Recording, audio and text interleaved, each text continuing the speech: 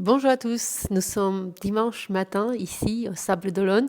Il est 8 heures du matin, les pontons sont vides, les équipes techniques commencent à arriver pour travailler sur les bateaux. C'est tellement calme, il n'y a pas de bruit ambiant, il n'y a pas de micro, de haut-parleurs avec de la musique. C'était, je pensais, le moment idéal peut-être pour pouvoir enregistrer une rencontre, un tour de ponton avec Jean-Luc Vandenette, non pas pour parler des skippers tellement, mais c'est surtout pour parler des bateaux.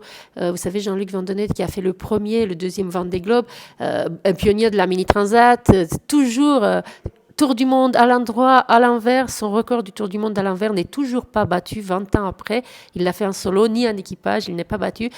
Pourquoi je demande à Jean-Luc? Parce que 50 ans de voile, comme skipper professionnel, il a vu évoluer ses bateaux depuis son premier Vendée Globe où il finit sur le podium. Et c'est pour cela que je voulais plutôt lui demander pour les gens comme vous et moi, qui ne sont pas des très fins connaisseurs des foils, des bateaux à dérive, des nouveaux safrans, je lui demande un peu de nous montrer quelles sont les différences entre les uns et les autres des bateaux, à quoi ça sert, toutes ces nouveautés technologiques qu'on voit sur les bateaux 2024 par exemple, et puis quelles sont les différences avec, vous savez, sur ce Vendée Globe 2024, il y a encore des bateaux de 2005, de 2007. Voilà comment cela se passe. Et qu'est-ce qu'il faut regarder? Est-ce qu'il faut regarder la course entre les bateaux à dérive et les bateaux à foil? Ou est-ce qu'il faut regarder la course entre les vieux bateaux et les bateaux plus neufs? Qu'est-ce qui fera la différence? Où verra-t-on le plus talentueux des skippers? Voilà, ce sont des petites questions comme ça que je lui ai posées ce matin sur les pontons.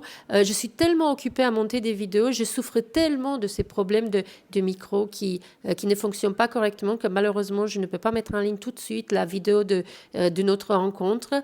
Je vais la faire en 3 parties comme avec Xavier Macaire.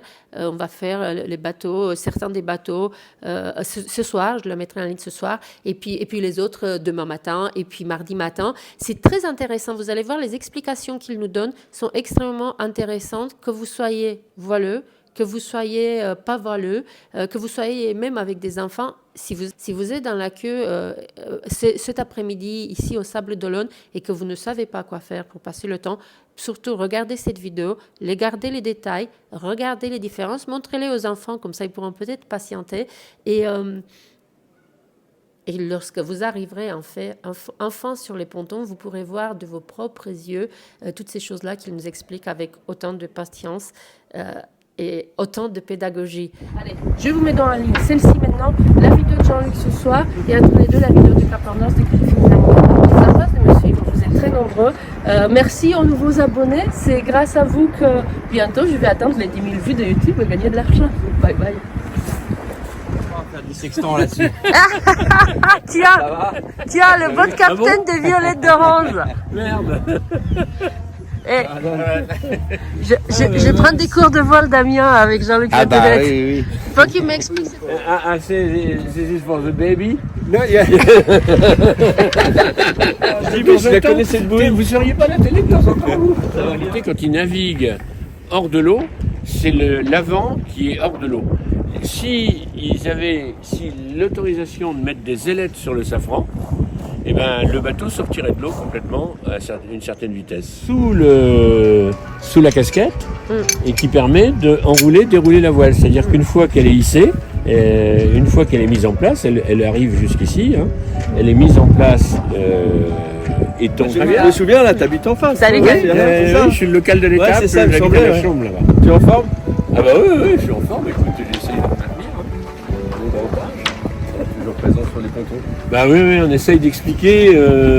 Il a toujours ses groupies qui le suivent, Je vois ça, il y a deux groupies en plus. Hein. Genre lui demander des foils. En fait, je m'en fous des foils. Je veux juste être avec lui. Les bateaux, les gens, quand ils savent pas, ils ont l'impression qu'ils sont tous pareils. Alors, quand on explique, on n'a pas le même œil sur les bateaux. Et vous, pourquoi vous êtes là? Moi, je vais animer le 6e numéro d'Expérience Vendée, ici sur le plateau, là, à télé, avec des invités et un jeune skipper qui a fait sa première édition il y a 4 ans. Benjamin Dutreux, qui est du coin, qui est régional de l'étape, même s'il est né dans le Nord et qu'il a passé beaucoup de temps à Lisieux, mais maintenant il est par ici. Et on va être avec lui, on va parler eh bien, des marais bretons. On va mettre en avant au fil de l'eau les atouts touristiques de ces marais notamment. C'est à quelle heure? C'est à 11h en direct sur faut qu'on se Vendée dépêche. Life. Bah oui, Bon, faut y on aller, va là. y aller. Merci. Non, merci. À plus tard.